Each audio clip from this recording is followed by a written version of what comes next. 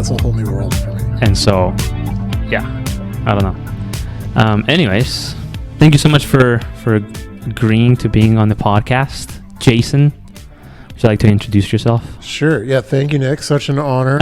My name is Jason, and I've known Nick for a while now, and he told me about his podcast, and then sure enough, he invited me to be on it. So I was kind of surprised that I'm on the short list, but here I am. So thanks for having me. Yeah, thank you for having us in the shop. This is an amazing shop. I was saying, it's really, really cool, and we talked a little bit about the construction of it, which is fascinating to me, at least. Yeah, I love it. It's my favorite space. I spend hours out here every day. I don't so I would be here all day too. I would definitely be here all day. We're gonna start with the signature question, and that's, what's your favorite cereal and liquid or milk? Liquid.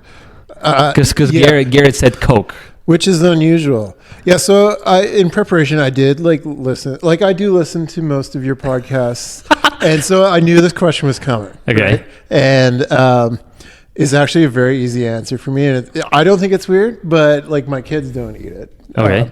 But every day for lunch, so I'm a person who does the same thing all the time. I eat the same thing for breakfast, same thing for lunch. So for lunch, I have granola. Homemade granola. Okay. With plain yogurt. Oh. Yeah. Do you make the granola or this? Oh, no. Janelle does the cooking. Okay. My wife does the cooking in our house. I was talking to Chanson. You definitely know Chanson. Yeah. And he said something along the same lines of I'll just have granola.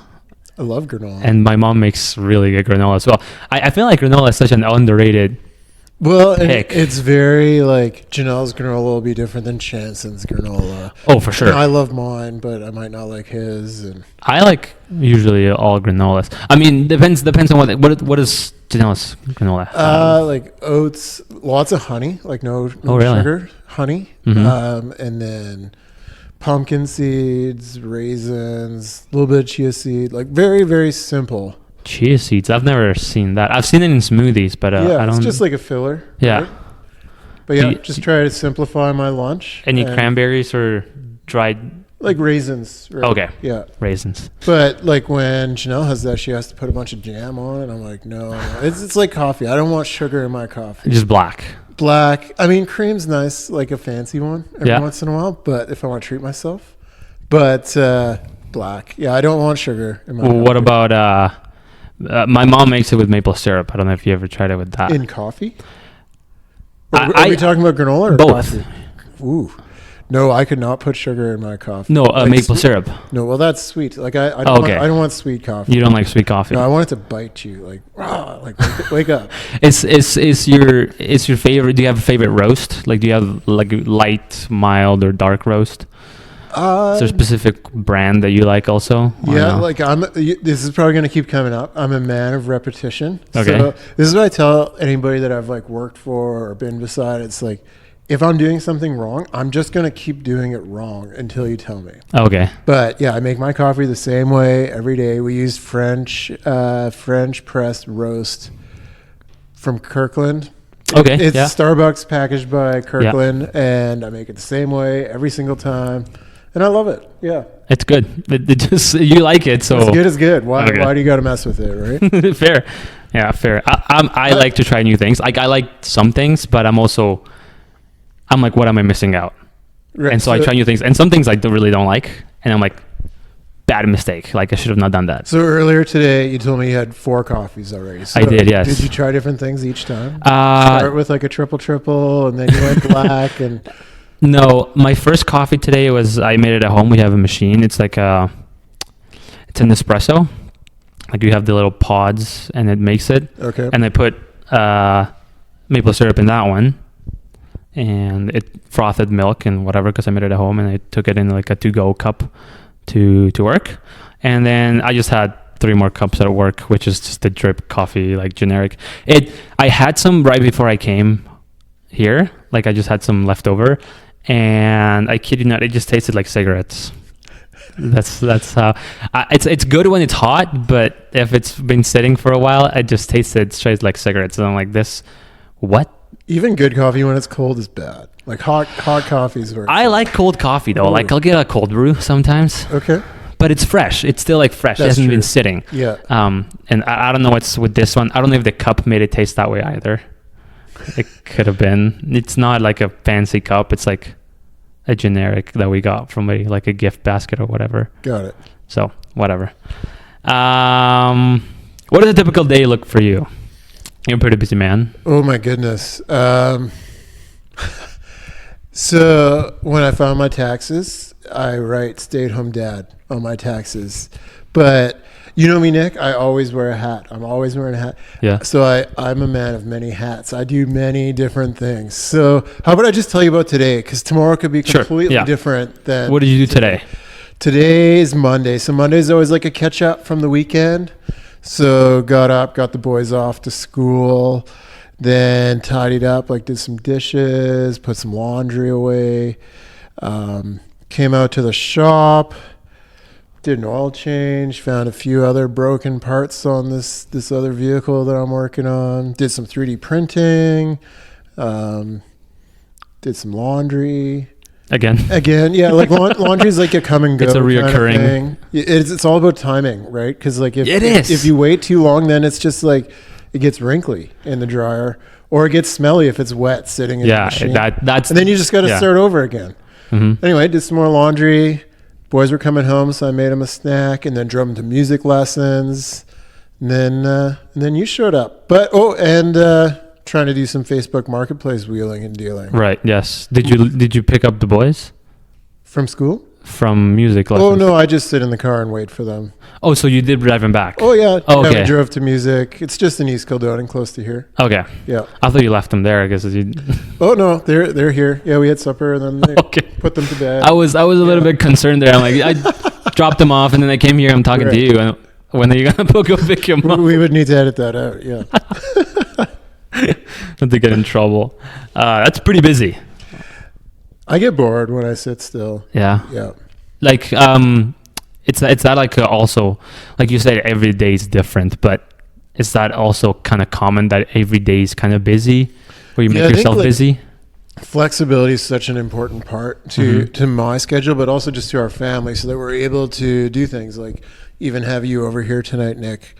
But so I tend to have like a bunch of different projects on the go, and it's actually given me lots of appreciation for like building project managers, right? Where they're like staging material and then having this sub trade come in. And so I tend to have a couple different projects on the go, and like tomorrow's project is different than today's project, but laundry and dishes are everyday kind of thing, right? So yeah, routine's a little bit different. Does it ever get stressful? I know like some of the project managers in my company, they're just so stressed all the time, so managing so many tasks. Like this is something that is their job, like they're getting paid for it, and then they go home and then they forget about it. But for you it's different. It is, yeah.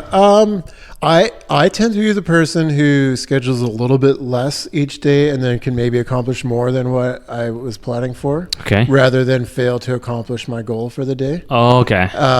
But yeah, there's definitely stressful seasons. Like it's springtime now and the ice is melting, and we bought a different boat last fall. And so I've been stressed I've been working on it to get it ready. New fish finders, trolling, like all the fancy stuff, and making sure it's going to float.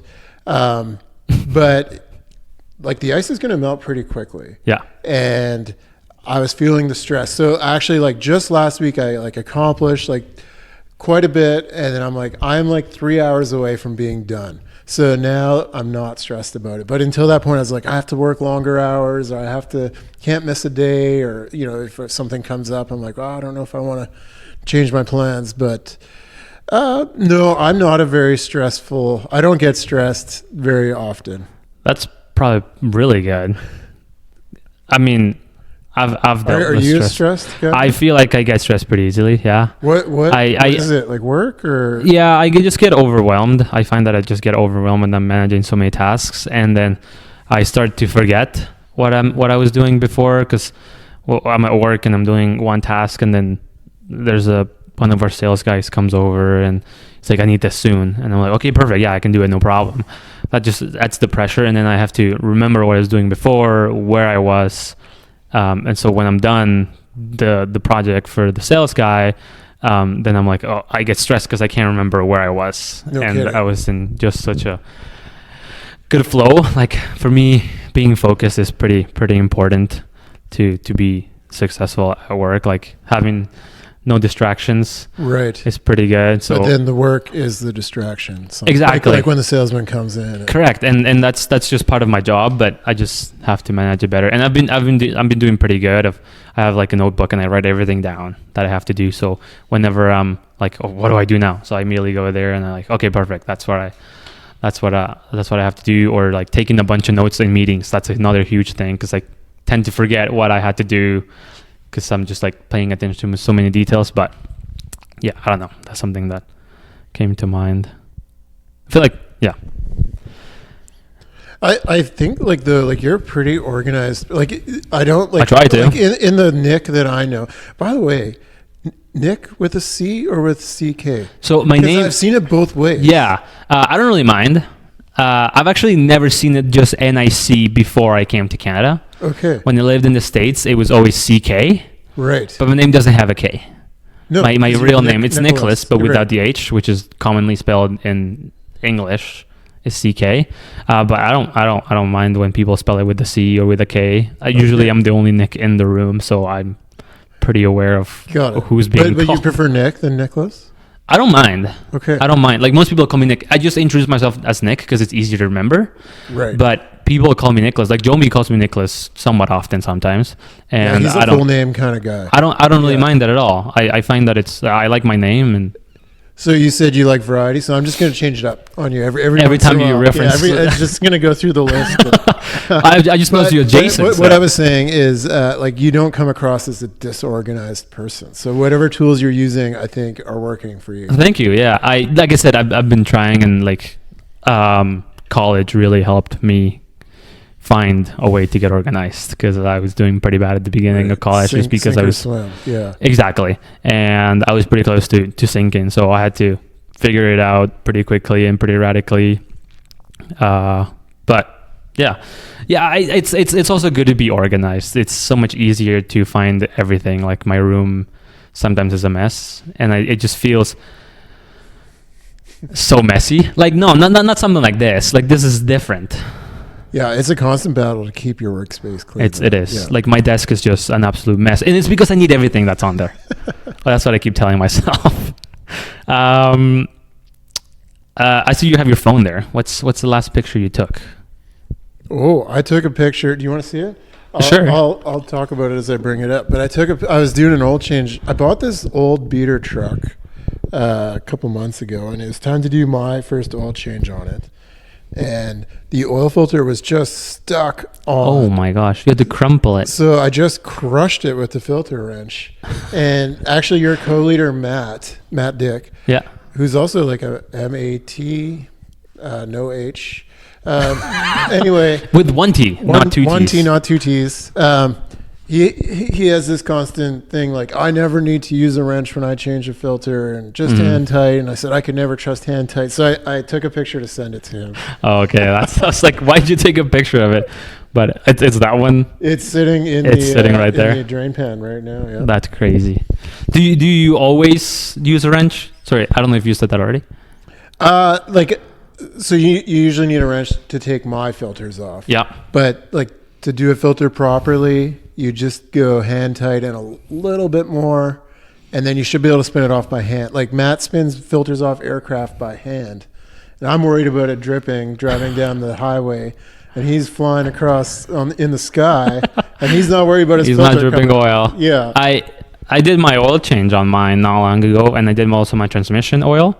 That one doesn't have a filter, but mine, I could not get it off. It's also in a very crap position for those Civics. Yeah. But I was like, I also obviously asked Matt. I was like, what do I do? And he's like, it should just spin off. That's what he And I was was saying. like, yeah. And I was like, I cannot get it off. And I got my dad to try it out too. He's like, nah, this thing is it's not coming off. So I had to go and buy a wrench, and it was impossible to get it off. Right. But anyways, That's an the last interesting picture was a crushed filter. If you could talk, what animal? No, sorry. If animals could talk, what animal would be the most annoying in your opinion? It's funny. I was talking about this podcast with my boys today, and I said, "Oh yeah, Nick's coming over," and I said one of the questions is if an animal could talk, and James, our younger boy, is like, "For sure, it would be birds because they just never stop. Go, go, go." But my answer to this question is chipmunks. Okay. Or squirrels, chipmunks, because they're just like constantly come and go and come, go, go, and get distracted. And could you imagine having a conversation with somebody who gets so distracted so easily, but then comes back like very quickly? And that would be challenging. That would definitely be challenging. You wouldn't pick a fish. I know you're a big fishing guy, so I don't know if you could, like, you catch a fish and then you can talk to it. Well, I guess it's if they could talk, but fish can't talk. Like, we're not talking about dolphins here. No, but like you fish a bunch, so wouldn't you be like just like, oh, well, like why'd you bite that lure? What made you bite? Right. Well, it wouldn't be annoying then. Like that would be like pure gold to have all that intel. But yeah, like sometimes you do catch a fish at like a difference. Like if I'm targeting walleye and all of a sudden I catch, a largemouth bass or something. It's like, why would you bite this? Yeah. Why would you be in this location? Sure. Yeah, it'd be interesting to talk to the fish. So let's move into fishing. At what point did fishing go from a hobby to like something more serious? Like I fish eventually, but you have it. Your fishing in your life is very different. Sure. Let me set this up. So Nick is talking about our guide service. So yes, correct. We operate a fishing charter, which all a fishing charter means is that I pick you up at the dock with my boat, and then I drop you off at the end of the day. A guide works for an outfitter or a camp, and they pick you up from that camp, which you're already... Anyway, I'm a fishing guide in the summer times out at our cabin on Lake of the Woods. And... question is, when did it become more than just going out for fun? I guess like Dorian, he's a mutual friend of ours, and if you've ever fished with Dorian, and I know you have, Nick, like nothing is for fun for fishing for him. Like it's go, try, and like you get upset at each other if you're missing, and like so it's like it's an event to go fishing, right? And I usually have so much to say to everybody else in the boat with me because I know more than them. Like for my family or my close friends. I just love fishing, and I have more time in the summer. We spend tons of time in the summer out at the cabin. And so for me to take a day off from whatever family activities we have planned to bring people fishing, like, I've brought people fishing who have never been in a boat before, who have never caught a fish before. That's gotta be crazy. I mean, like, I'd love to bring some Americans who are going to tip well and, who are very experienced and just want to be brought to the spot. Yeah. That's fun too, but bringing out people and kind of educating them, showing them the fancy electronics and just like how to hold your rod or bait a hook. And that's what I like about it.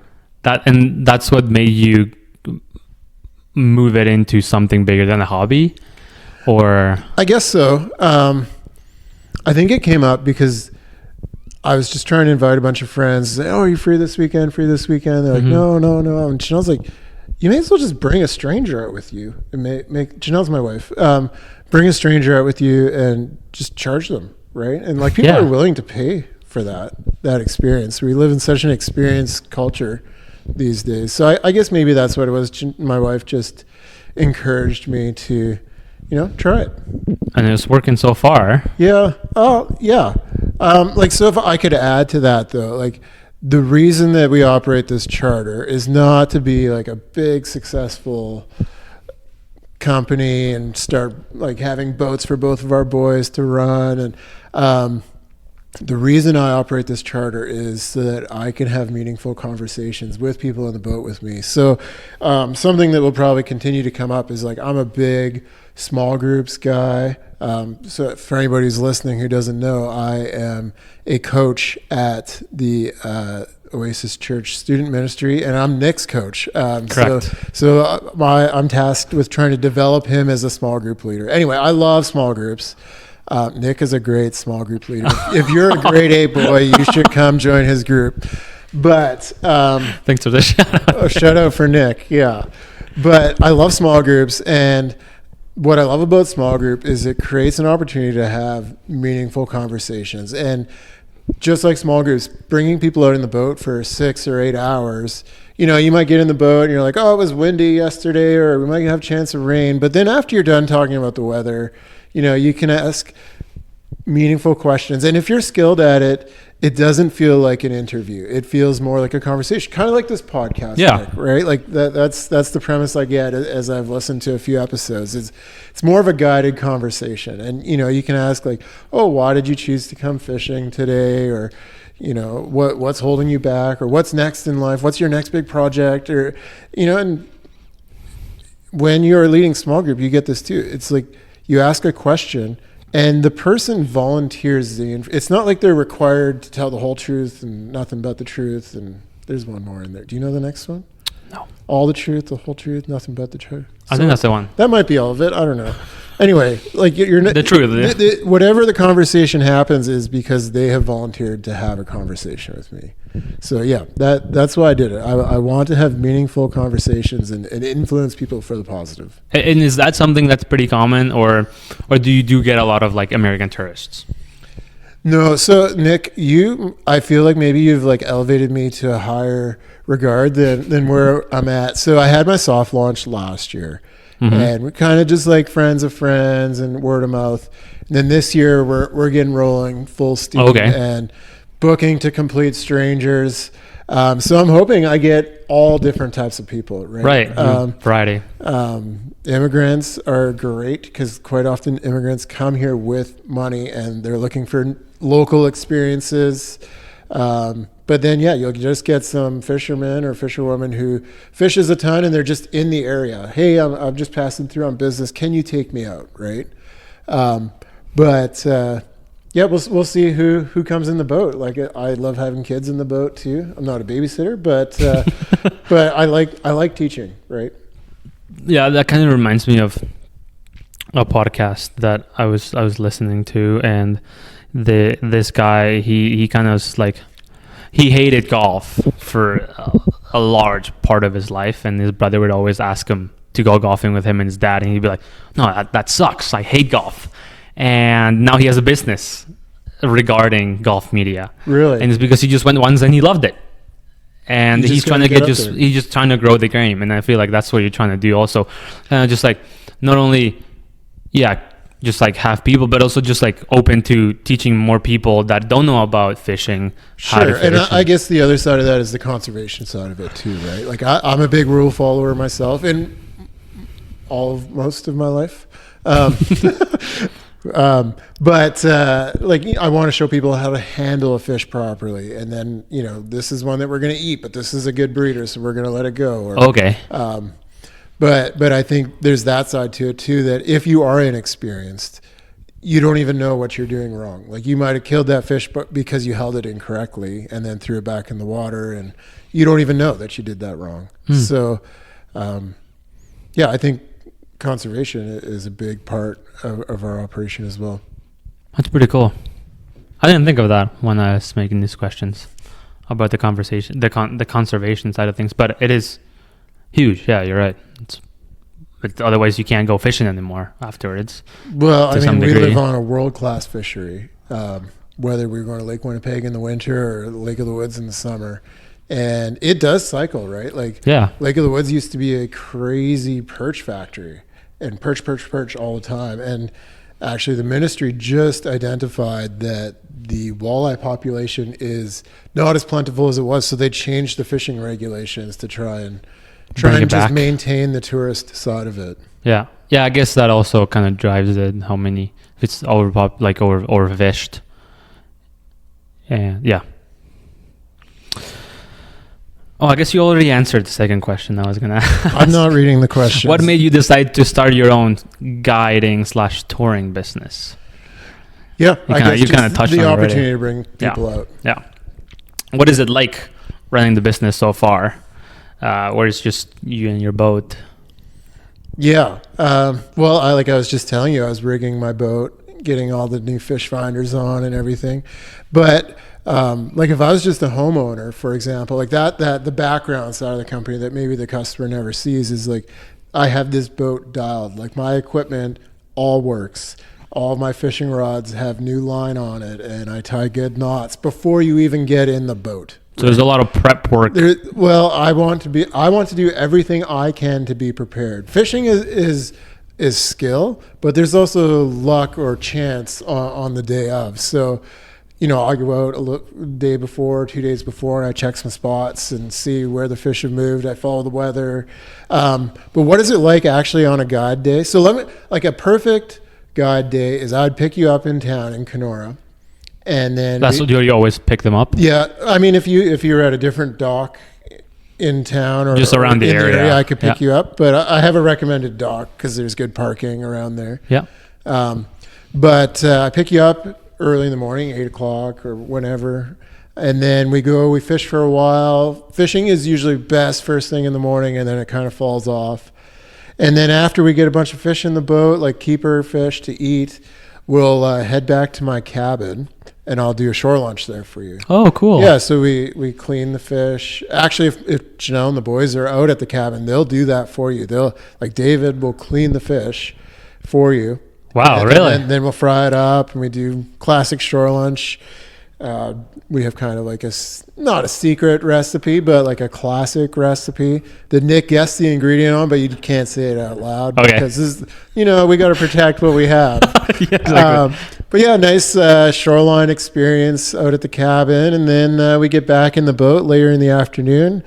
And then that's usually when you want to go for big ones because you've already got the shore lunch experience. And like eating what you've caught is feels very different. It's very, very satisfying. Yeah. And then we head back to town, and I drop you off. That's pretty cool. What's like when you say big ones? What's the difference between the morning fishing then and the afternoon fishing? Do you go to different spots, like you said, or like are you using different baits, different? Yeah, like we would be fishing different spots mostly. We on our way out. So any guide who tells you they don't have a plan or a loop for the day is lying to you, right? Like I want to go where the fish are, but I also have a plan to, by about 1 o'clock we need to be at my dock. Okay. And then by 4 o'clock I want to be back in Kenora. So you're kind of trying to time everything, but you've got tons of spots along the way, right? So if they're more on points than they are on reefs or whatever, but especially for big fish, like a technique you can do is instead of fishing on top of the reef for eater-sized fish, you can fish off the reef. And this really depends on the skill of the people in the boat with you, because normally you've been walleye fishing before, Nick? I've fished here in Manitoba about twice, and I didn't catch anything. Oh, we got to get out fishing. I know. Dorian took me out, and I couldn't. I just couldn't catch. Dorian caught a bunch of fish. Matthew caught a fish or two, and I just... You weren't being guided if the guide caught all the fish. Half the time, or most of the time, I don't even pick up my rod. Really? If the clients are having a really difficult time catching fish, yeah, I'll work and I'll get one on, and then I'll pass my rod to them. That's what Dorian was trying, but right before he's like, okay, fine, let's get Nick a fish. Then they stop biting. Anyway, usually when you're getting eaters, you're on top of the humps or in the middle of the point, and you're just banging bottom, hitting your jig off the bottom of the ground, up, down, up, down.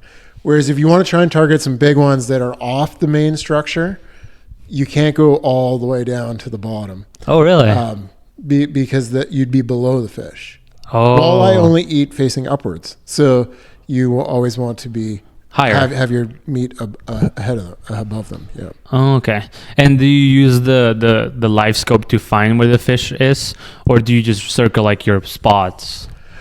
No. Well, my method for walleye fishing, especially, is I use the main fish finder, like side imaging at the back of the boat. So I drive around until I see them at the back of the boat in the area with the transducer off the back of the boat. Oh, okay. And then once we get there, I drop the live scope and we are looking for fish and moving up on them. Oh, that's interesting.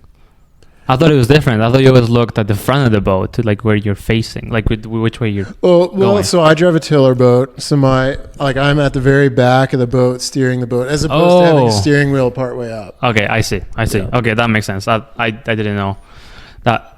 That kind of makes a reason. What is the hardest part that people don't see? You already talked a little bit about this, but is there a specific thing that people are like, when you tell them, they're really surprised that you're doing?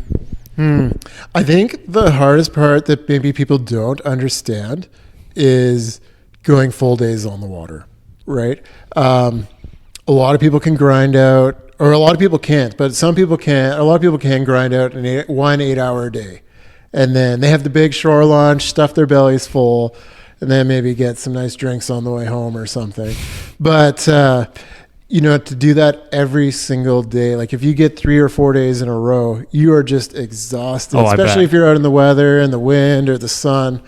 And the other side of it is like you are providing a service. You're an entertainer, to a certain extent. So like it's my job to carry the conversation in the boat, and it's like, tell me about your last fish. Oh, it was so small and I got mad about it, or or how's work? Well, I just got laid off. And it's like you're like scrambling to find something to talk about other than the weather, right? Like but I don't know, you just listen to people and they're like, oh, my boy's awesome at hockey, and I'm like, oh, okay, like we could talk about your kids and we could talk about hockey. And but it's just like in small group on a Friday night, Nick. Like you can be in a room and you've got a set of questions that you're working through, but all of a sudden, like one kid perks up on one thing and another kid stops messing around in the corner, and you're like, hey, we actually have something here.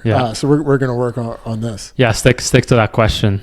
Right, or within that scope or topic, for sure. Okay, that's pretty cool. That's pretty cool. What's the maximum of people you can carry on your boat? Like, what's the biggest group, including yourself, obviously? Yeah, we can comfortably fish 3 guests, plus me, the so captain. 4 total. 4. Yeah, we can comfortably fish 4. Like I said, I don't always pick up my rod. But, right, but this is how many people. Any more than that, you're just banging into each other and crossing tips, and it gets pretty chaotic pretty quickly. Okay. Especially, like, we could do more if you had a whole bunch of experienced people in the boat. Yeah, they know what they're doing and stuff like that. Yeah. Okay. Interesting. I thought you could fit more. Like my boat is rated to carry 8 people. Okay, that's what I meant. But you wouldn't want to fish 8 people. I'm guessing you need all life jackets, right? Yeah. We have safety equipment for everybody. Okay. We can move into the faith, like you talked about, life group.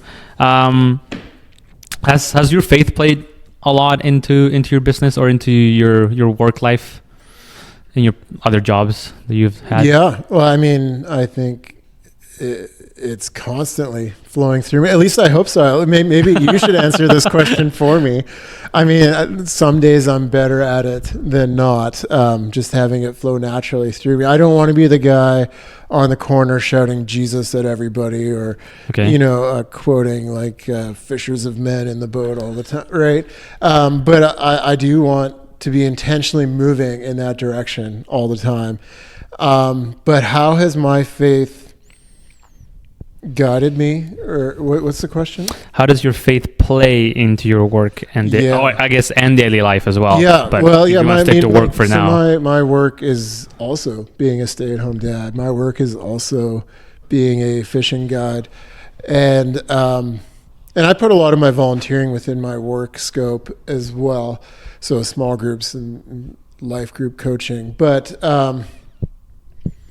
I think a big thing is, so I'm a stay-at-home dad by title, and my faith gives me identity because, to be honest with you, Nick, like a male, well, I guess dad, stay-at-home dad, but being a male stay-at-home parent has not been easy, and lots of pushback, and it actually ends up being pretty lonely.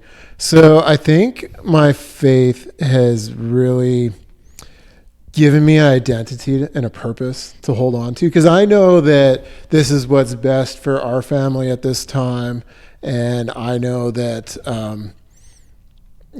what God thinks of me, is more important than grumpy Susan feels about me at Yeah. whatever else activities. So definitely that. I think, identity, and then just confidence in what I'm doing, right? Especially when I'm guiding, because if you have a confident guide, say, hey, we're going to catch them today, or they're just not there, right? Say like, I don't know, let's maybe try over here, or let's drive around for a bit.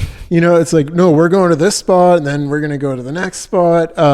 So I think my faith gives me a lot of confidence in what I'm doing, because like I said, we started this so that I'd be able to have meaningful, intentional, leading conversations. And I do believe that's a calling on my life. So I think God is going to equip me to do what he's called me to do. I feel like it has from what I have experienced talking to you and interacting with you. Yeah, it's I think your answer is valid. Wow, thank you. I love affirmation. I would also say you have a lot of patience. I don't know if you've noticed that you're a very easygoing guy, and when something comes up, you don't freak out and like immediately like try to find a solution, which is great also, but you kind of analyze things and you kind of wait a little bit. Is that something that you also have a lot of patience with, also with dealing with people when you're all alone, you're stuck on the boat together? Sure. Yeah. I mean, like, I always like when I talk about, intentionally having conversations and leading people, I always start with not with the people in the boat, but like when I'm telling you about this, I say I've never had somebody jump out of the boat because I've asked them a difficult question, right? But it's true. Like, you are stuck in the boat with these people. Yeah, there's nowhere you can go for 8 hours. Like, sure, we could head back a little bit early, but you're spending the whole day with these people, and I mean, you interact with enough people, Nick, that you're just not going to get along with everybody. But you can still be pleasant. You can still treat people with respect and patience. Yeah. I mean, I'll tell you this one story. We were out with this one father-son, and they had never been in a boat, never held a fishing rod. And, their rods are just like bending over. Like, there's a fish just pulling on their jig. And I'm like, oh, I think you have one. And they're like, really? And I'm like, yeah, just start reeling. And like, we lost so many fish that day, but we caught 9 fish. And after I dropped them off, came back to the camp at the end of the day, I said to each of our boys, I said, you each would have caught 100 fish today. Each of them would have caught 100. So that required a ton of patience, right? Because you're looking on the live scope and there are just fish. Like, it was a dream day for a guide. But talked to those guys like a couple of weeks later, and they're like, that was incredible. We had such a good time. And I think patience really pivots around expectations, right? So I think there are times when I'm not patient, but it doesn't align with my expectation. Okay. Right? So I think managing expectations.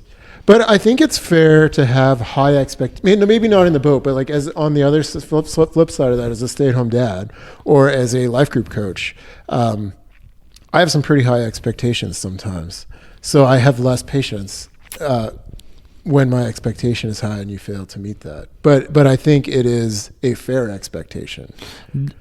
2 things there. Do you ever get frustrated then when you have those high expectations of, I'm not sure if it's people or just maybe an event that's going on regarding a life group? Do you ever get more frustrated?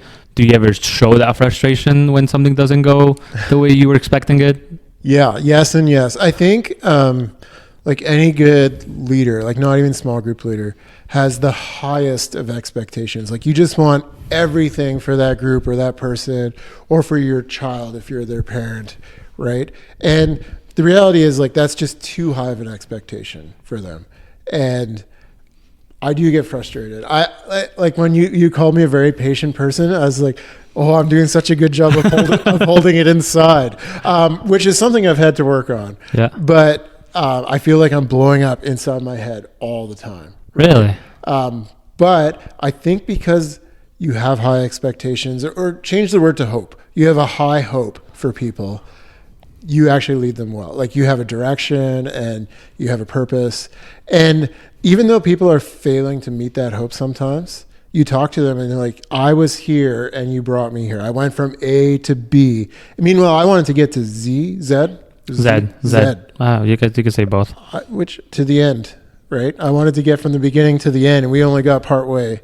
I call that a fault of mine, but I try to manage that fault. I just had a really good question. I forgot about it. Was it about Z or Zed? No. Oh, darn. Do you ever get frustrated yourself when you don't perform? Yeah. Like if we want to talk about in the boat, like. No, like in the boat or outside the boat in small group when you're like, I want the conversation to go this way, or you're talking to XYZ person and then you're like, oh, I could have said something like that, or I should have spoken up before. Like, do you ever have those moments? Yeah, how do you I deal think with that? like, if you want to talk about the, how would you call it? Like the success or like the trajectory of the night. I've really stopped getting frustrated about that because I feel like a lot of that is outside of my control. So like earlier when I was talking about like my boat is ready, my equipment is dialed, I've done everything I can do. And if you've been around Oasis for a long time, you've heard Daryl give this sermon where he says, I'm going to do everything that I can, and I'm going to leave the rest to God. And 100%. I've come to small group. I've gotten in the boat and picked people up, and I haven't done everything I can. I am tired. I'm grumpy. I'm just lazy that day, or I didn't eat properly throughout the day, right? Like, so for me to replay like how I should have led conversations or I should have interjected here, I think sometimes that's just the flow. But for me to be like, I replay like, oh, I was tired and I wasn't actually paying attention. Like while Nick was answering the question that I asked him, I was just thinking about something else, right? And I'm guilty of that sometimes. And that's when the nights go the worst. It's funny that you bring that up because I feel like that happens a lot to me while recording these podcasts. That I make the question and then you start answering and I'm like, struggling to pay attention to what you're saying sometimes. Right. And then I start answering differently. So then you're like looking ahead to your next question. Kind of, but at the same time, it's fun because I get to come up with new questions that are maybe better than the ones I came up with before. Sure. And that just creates no natural conversation, and it's pretty cool. But it's interesting and it's funny that you also feel that way. I've never had somebody like I've never had a conversation when people admit that they just like. No, I don't know if you admitted it, but that you just sometimes struggle to pay attention. Yeah. Like I get distracted. Like, yeah. You're like looking at your phone because the Jets game's on and you're trying to see the scores or my life group's on Tuesday nights and the Jets play a ton on Tuesday nights. Well, it used to. Yeah. They're not playing anymore. Yeah. They're gone golfing. Yeah. Oh, but that would be interesting. That would be a good one. Have like PGA, but just like all the teams that are not playing. Have a playoff with all the teams that like Toronto would be so good because they're always golfing. They're always golfing. They're always golfing. That they definitely they would be the host team. Sure. I'm kidding. I don't know. Do you ever feel closest to God when you're out in the water, like having that peace and like I mean, you most of the times, I don't know if it actually this is true, but do most of the times that you're out there is with you're working, you're having as a fishing guide, or do you go by yourself, like just yourself without your boys, just you? Yeah, so going fishing by myself is like a very important part of my routine. Okay. You could call it like therapeutic or just like a way to clear my mind or reset. But yeah, going fishing by myself. I mean, if you view that within the guiding, like I'll often do like a scout, go out for a scout, a day or two before I'm bringing other people out. Just I want to know whereabouts the fish are, and then if the weather changes, I could say, well, they were here, and then because the wind changed direction, they'll likely be in one of these three areas. Oh, cool. But in terms of experiencing God in nature, like so, Nick, I'm gonna sound like a privileged person, but like I am in nature all the time, all summer. That's great. So I think love that. Like the beauty of, or like the shock or the awe of that is not all the time. Like I just miss it because I'm like, well, it's a sunset. I got to get back to the dock, right? Like I better clean up the yard because the sun's setting. But yeah, we have experienced some pretty incredible things at our camp. Our camp faces north, and 2 years ago we had a big Northern Lights show. Wow. Right off the end of our dock, and that was pretty incredible.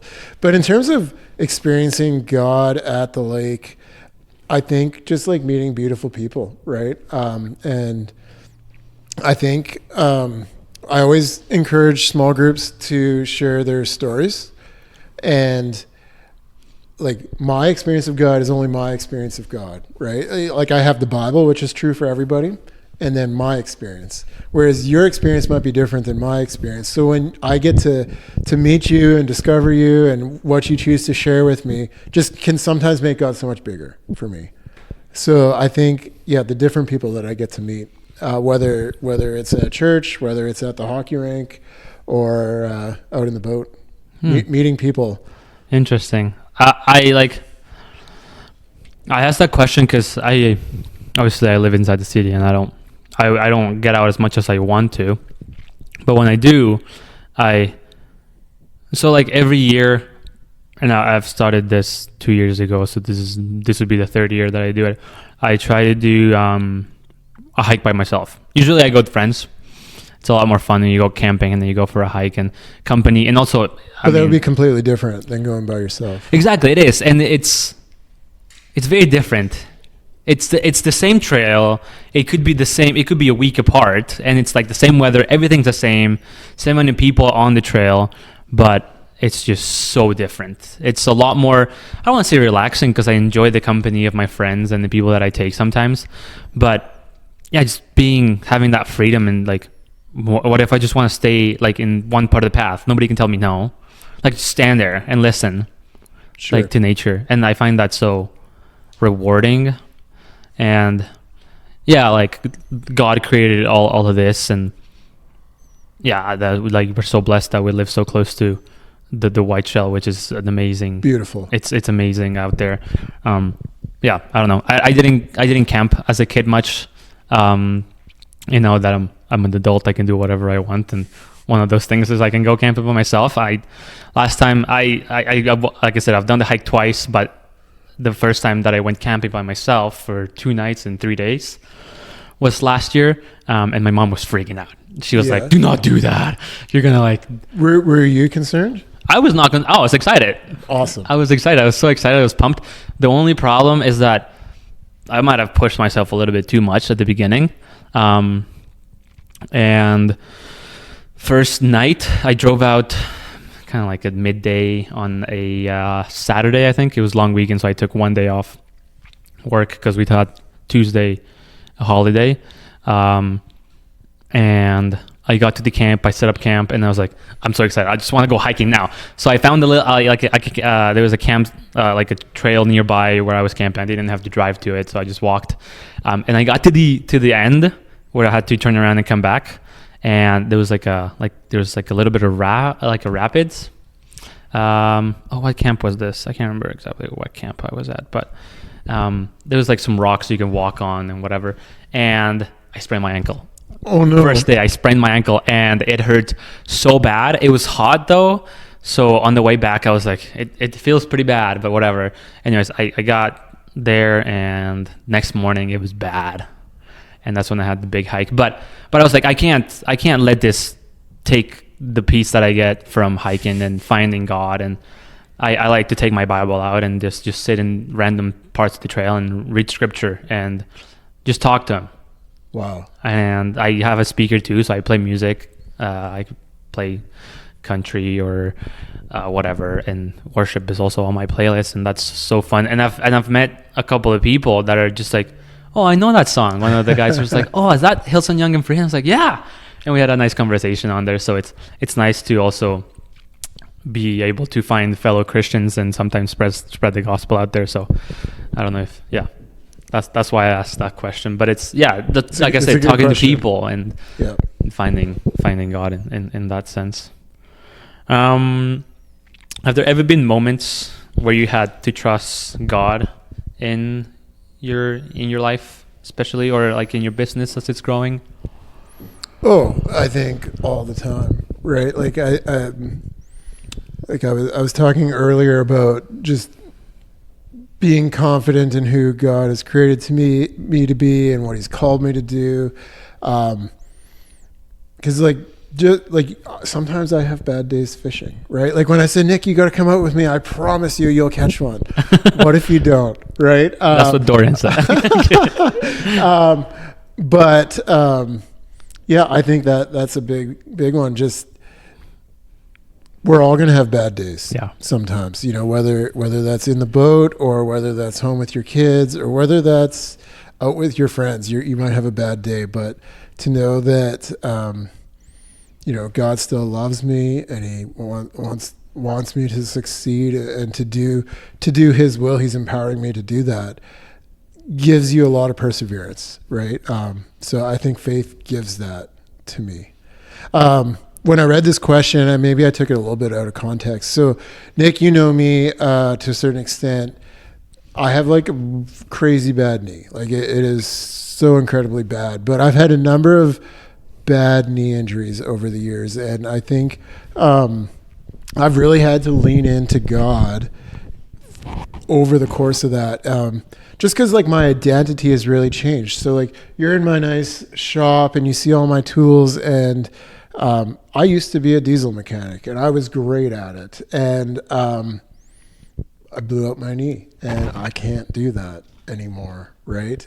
Or I used to love to play hockey and now like I can't even coach playing hockey. So Really? I had surgery last May again, and amongst the long list of things I wasn't supposed to do ever again was skate, even casually. So it's pretty crushing when your identity is wrapped up in some of your activities, right? And even like as a man, like being strong and being able to accomplish tasks, like I can't cut my grass anymore because it's too hard to walk it. So I think just again that confidence in that God is still with me, even when things are bad and even when things change. God can work everything for good. Yeah. Nice. That's a pretty good answer. I was not expecting that, to be honest. I did look at the questions before you. I know you did, but I was not expecting. Like, I don't have how does it called?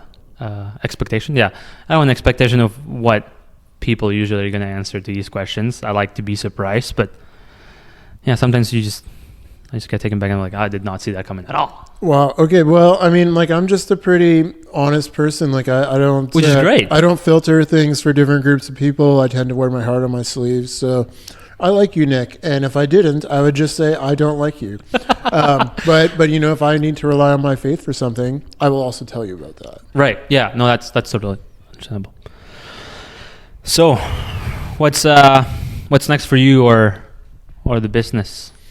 Yeah, good question. We touched on this a little bit earlier. So we had our soft launch last year. Mm-hmm. Then this year, hoping to get quite a few bookings. Like I'd love to get some friends and friends of friends, but I'd also like to just get some complete strangers, right? And the unexpected. I think anytime you're starting off on your own, like, cause I could go work at a camp, right? Like what Owen did last year.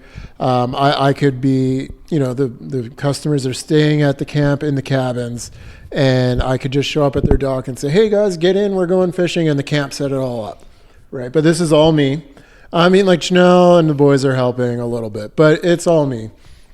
But I think there's something satisfying about somebody choosing you, right? It's like, you know what? I talked to this guy who went with you last year. Or I talked to this guy, and he thinks you'd be fun to hang out with. So I would like you to please bring me out, right? So I think there's something satisfying about that. So I'm excited to, I guess, that affirmation what I was talking about. But yeah, what's next is just keep growing the company. It's such a word of mouth industry. Like I could like push my Instagram ads and I don't know if it would really make a big difference. I could put big decals on my truck, but then you just become a target. I feel like it does though. I feel like it helps, like especially nowadays social media is huge. Like I've seen a bunch of people grow their business through social media. It makes a big impact. Like and I haven't talked about this with them. I haven't, but from what I've seen, like for example, Ashra, she has a clothing brand. She goes to races, and she launched this clothing brand called Awaiting Eden not long ago. Neat. Well, actually, I shouldn't say that. It's been maybe a year since the launch, maybe a little bit less, around that. And it's been going great for her from what I see, and awesome. It's mostly also word to mouth, but she's been heavily influencing it on social media, and yeah, like even our business, like not our business, like my company does a lot of social media, and that's how we get most of our actually I shouldn't say most of it, but it does get a recognition, at least not necessarily customers. I'm not sure about that, right? But a lot of recognition. Well, maybe I'll have to find some consultant to have a social media. I'm pretty good at posting pictures of fish, but that's about all. Yeah, that's pretty good. Do you like ever like, where do you see your company or like your business? Like, do you see this growing more than you already have? Like one boat? Do you see like maybe getting 2 boats and hiring somebody? Or I mean, this is maybe speaking too far out. So I don't know what your plans are. The company is called JM and Sons. Okay. So I am Jason Mann, and then my wife Janelle, and then we have 2 sons. So that's our company, JM and Sons. And I guess in a perfect world, if our boys wanted to do this as like a summer job, I would love to give them a boat to do that and keep them busy, right? So that'd be running 2 boats full time. But in terms of for me, I just want to bring people fishing and have meaningful conversations and lead them in one way or another towards positive life, right? And people could say that's like flaky and avoiding the call of the Great Commission. But you just kind of got to meet people where they're at, right? Like I don't want to be the guy yelling Jesus at the front of the boat. And trying to shove it down their throat. It down their throat. But in terms of, for me, I want to have repeat customers. I want them to be telling their friends like, hey, Don, who came with you the last 2 years, told me that I should really call you. And like, I think that, so it is not my goal to be out every single day grinding. It is my goal to be out, if I could have 20 days this year and 40 days the next year, and then maybe 40 is my number. I think that's a number that I can do my best at every day. But beyond that, I think I need to be running one of my boys or something like that. But we'll see. I mean, they're a number of years away from being able to run it on their own. Yeah. I feel like they're, from what you say, catching 100 fish, that's got to be pretty good though. So we are at the lake like probably 6 weeks throughout the summer break, and every weekend, spring and fall. And we go fishing every single day as a family. All 4 of you? Not on guide days, but the 4 of us go fishing every single day. And they are good. Like, James, he makes the B team for hockey. He makes the A team for fishing. Okay. And like, David caught 2 of the biggest fish that came in our boat last year. Were they masters? So Ontario has like a designated length, but they don't do the same master program. But he caught a 29 1/4 and a 27 3/4 in back-to-back weeks. And that's really good. And he does, he did it all by himself, and he pitched out to it when he saw it on live scope. And so like, they are good at fishing. Yeah, I mean, it's just, I don't doubt their fishing ability to bring people out, but it's the life skills to be able to talk to people and entertain people. And when things are going bad, when things are going good, anybody can be a fishing guy. Right. But it's having when they, like what you talked about, when things are maybe not going great, making the most out of it. That's pretty nice. Yeah, I feel like, most people say like, when like you don't enjoy your business, it's like turning a hobby into a business, which is what you're doing. Yeah, most people love what you do. Don't exactly. Yeah. It's like, when does it actually become a job that you're maybe not liking that much? And that's something that, I wouldn't like to turn something that I like I think into a like business. one thing for me for this business is this is not a necessary part of our family's income. I can't lose money doing it, but I don't need to be making this is not the money that we make to buy bread to make sandwiches for lunch, right? So that makes it a lot easier to say I'm gonna do it well for 40 days a year. Yeah, and kind of experimenting with it as well. That's right. Okay, last question. Where can people find you? Oh, for fishing? Yeah, please reach out and ask me to come fishing. I would love to bring you. Like I said, I can bring 3 guests, and children are welcome. Must have a responsible adult along. But yeah, the best way to get a hold of me is if you know Nick with a K, or you can just get him to contact me or put us in touch. But I do have Instagram. That's my only online presence as a company. So it's at JM and Sons Fishing Guide. Okay. We'll put that in. Me. We'll put that in the video description. Yeah, maybe I should start putting a few posts on there so that if you do look. I saw you posted your ice fishing rig. Yeah. Back last year, like towards the end of the year. Or was it this year? I don't know. Yeah, this was a tough ice fishing year just on my schedule. But yeah, just seeing what you're up to. It's well, like I said, this boat's almost done, so I'll do a boat tour video. That would be pretty cool to see. Yeah. I see a lot of garming over there and hummingbird. Those are the screens for the light scope, right? That's right. Yep. Do you have the light scope on the boat right now? No, you don't.